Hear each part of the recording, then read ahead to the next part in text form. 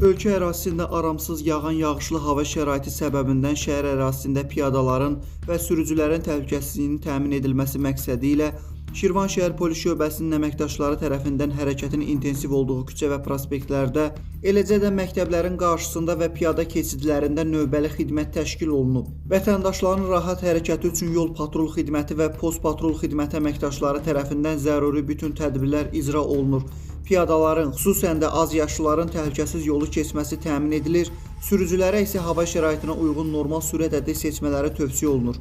Bundan əlavə yolda nasazlıq səbəbindən dayanan avtomobilə də polis əməkdaşları tərəfindən köməklik göstərilib. Görülən tədbirlər nəticəsində piyada və sürücülərin iştirakı ilə ağır yol nəqliyyat hadisəsi qeydə alınmayıb.